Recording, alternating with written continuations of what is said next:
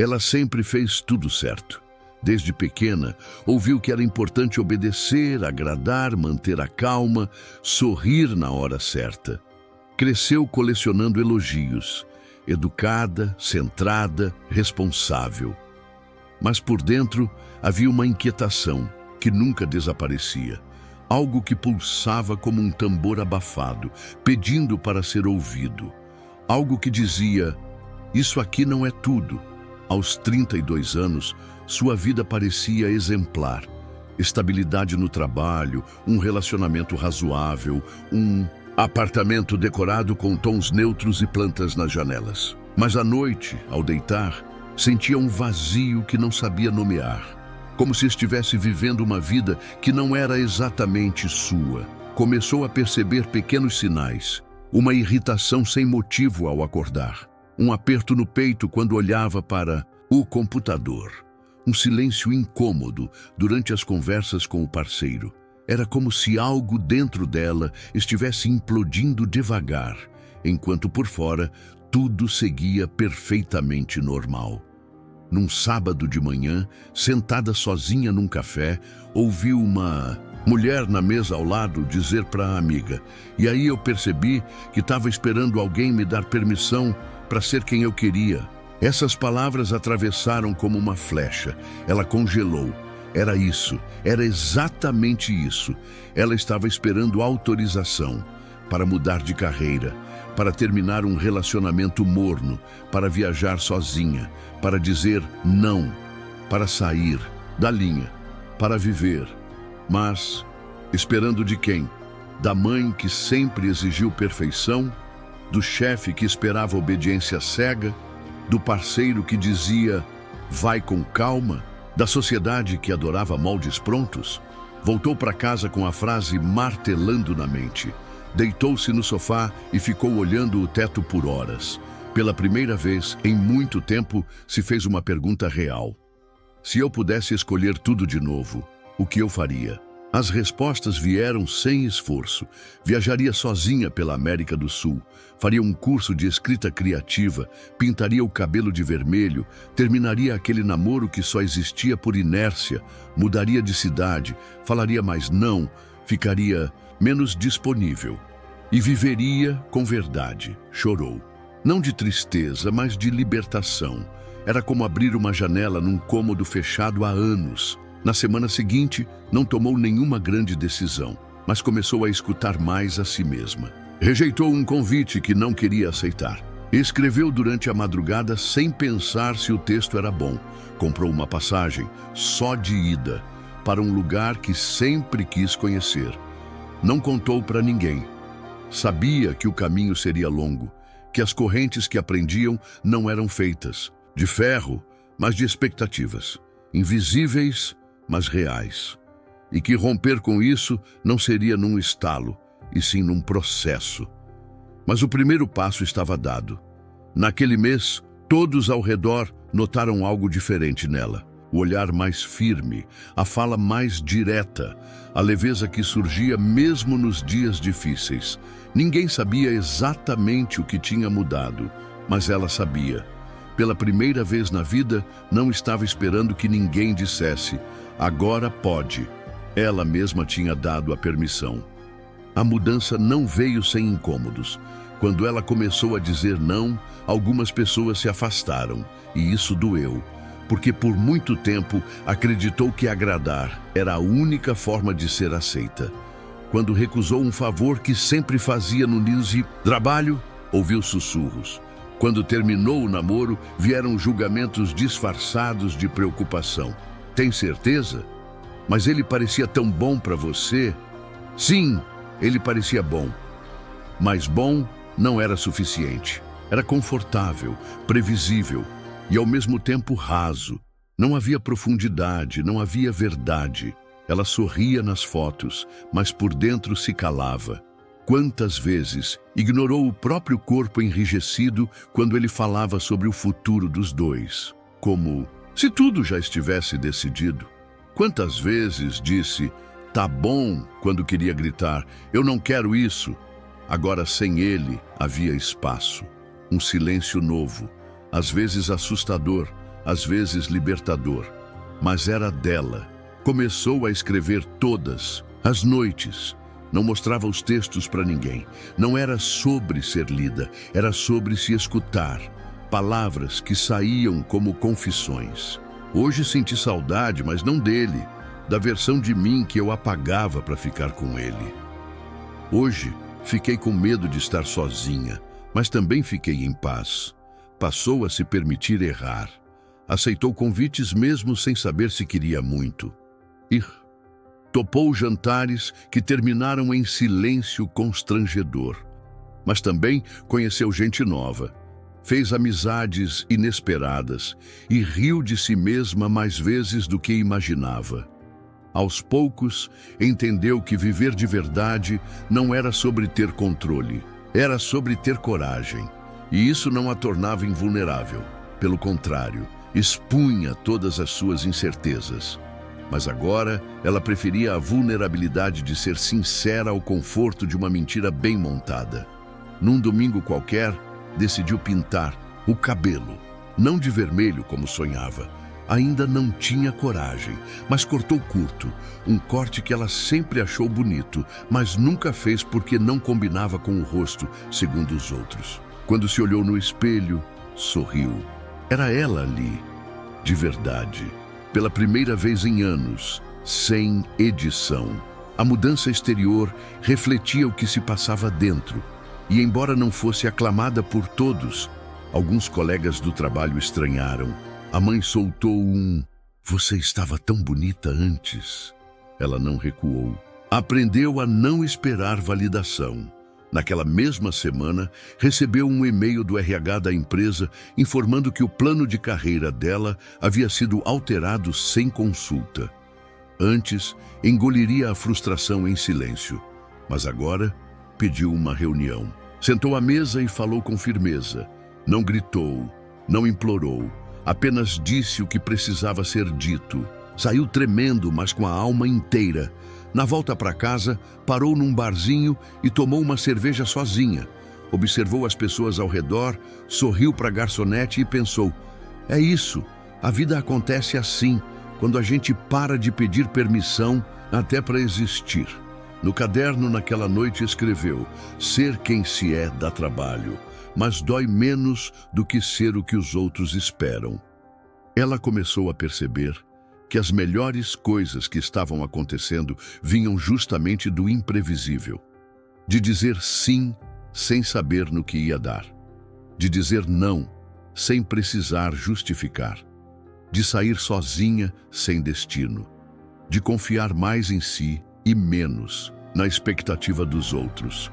Numa quinta-feira à tarde, decidiu se inscrever num curso de fotografia. Era algo que sempre quis fazer, mas dizia a si mesma que não tinha tempo, que era fútil, que precisava focar no que importava. Agora, não precisava mais justificar o que a fazia feliz. Era o suficiente gostar, e isso bastava. As aulas se tornaram o ponto alto da semana. Ela se redescobriu olhando o mundo pelas lentes.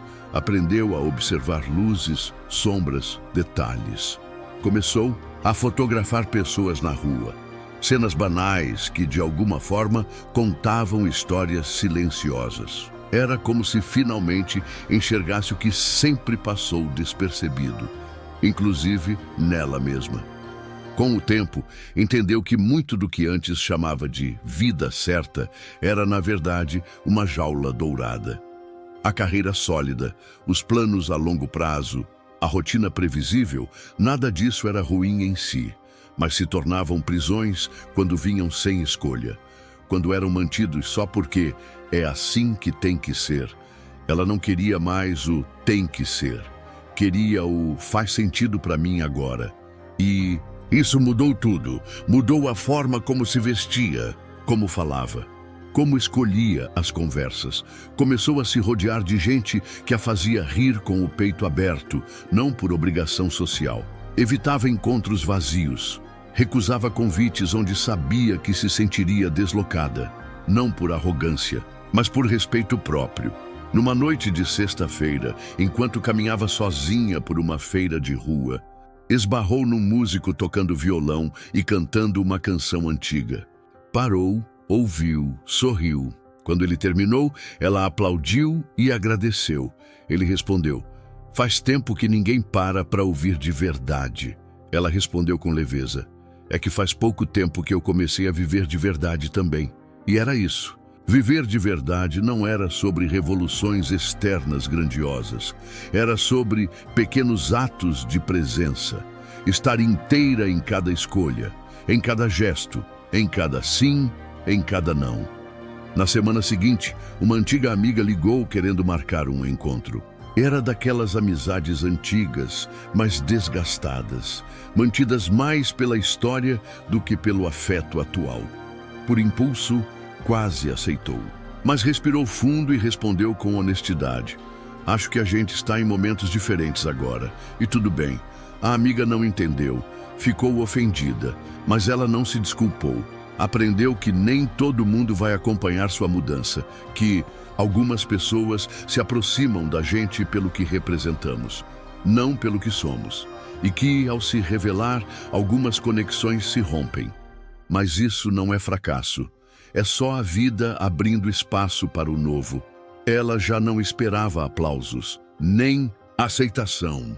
Estava aprendendo a ser sua própria referência, a confiar no próprio olhar, a se perdoar pelas vezes em que se anulou e a se aplaudir silenciosamente a cada pequena ousadia. Escrever no caderno virou um ritual. Ali, ela registrava conquistas simples. Hoje fui num restaurante sozinha e me senti confortável. Hoje disse que estava cansada e não me expliquei. Hoje chorei e não me julguei. Hoje fui minha sem precisar da aprovação de ninguém. A vida sem moldes era mais difícil, sim, não havia manual, mas era mais verdadeira e, sobretudo, mais leve. Cada passo era incerto, mas era dela. O dia em que ela entendeu que não precisava mais provar nada para ninguém foi silencioso. Não teve fogos nem revelações. Acordou, fez café, abriu a janela e sentiu a brisa no rosto. E ali, naquele instante sem pressa, percebeu. Estava em paz, não com o mundo. O mundo ainda cobrava, julgava, apontava, mas com ela. E isso bastava. Olhou o próprio reflexo no espelho. Os cabelos mais curtos, o rosto sem maquiagem, as olheiras de quem andava dormindo menos porque andava vivendo. Mas sorriu. Era ela, inteira, sem máscaras, sem filtros. Pela primeira vez, sentia-se confortável na própria pele. Passou a receber perguntas do tipo: "Você mudou tanto, o que aconteceu?" Ela respondia com um sorriso leve: "Eu parei de esperar." Parou de esperar aprovação, esperar companhia, esperar o momento certo, o sinal, o empurrão, o aval. Percebeu que boa parte da vida tinha sido adiada com base numa promessa invisível de que um dia alguém viria dizer que ela podia, que ela merecia, que ela estava pronta. Esse alguém nunca veio, e ainda bem, porque quando decidiu ser essa pessoa por si mesma, tudo mudou. A força que antes buscava nos outros encontrou em si. A liberdade que achava que só viria depois de um merecimento, percebeu que era um direito de nascença. Só que ninguém ensina isso. Por isso, passou tanto tempo aprisionada em deveria. Deveria ser mais produtiva, mais gentil, mais magra, mais sorridente. Deveria querer o que os outros querem, seguir o roteiro, casar, crescer na carreira, ter uma rotina exemplar. Mas deveria não é destino. É prisão, e ela escolheu escapar. Agora seus dias tinham mais silêncio interno, porque a briga constante com a autocobrança havia cessado. Não que tudo fosse fácil. Às vezes, ainda escutava a voz antiga, dizendo que talvez estivesse fazendo errado, que talvez estivesse perdendo tempo. Mas já sabia reconhecer esse eco, e sorria, sem medo. Era só um reflexo do que um dia acreditou. Não uma verdade. Fez novos planos, soltos, flexíveis. Uma viagem sem data certa, um projeto criativo sem pretensão de lucro, um fim de semana só consigo mesma, desligando o celular. Coisas pequenas, mas que antes pareceriam irresponsáveis. Agora eram gestos de cuidado. Não, sentia mais a urgência de ser compreendida. Quem entendeu, ficou. Quem não entendeu, partiu. E tudo bem. A vida dela não era um projeto coletivo. Era uma experiência individual e só precisava fazer sentido para quem a vivia. Ela, um dia, sentada num banco de praça, viu uma jovem chorando ao telefone. Olhos marejados, voz trêmula, tentando explicar que queria mudar, mas tinha medo. Pensou em dizer algo, se aproximar, mas não falou nada. Apenas desejou em silêncio que ela também um dia se libertasse, porque sabia que esse passo só pode ser dado por dentro. Voltou para casa, abriu o caderno e escreveu: Hoje percebi que estou morando em mim e que viver de verdade é isso, transformar a própria presença em lar.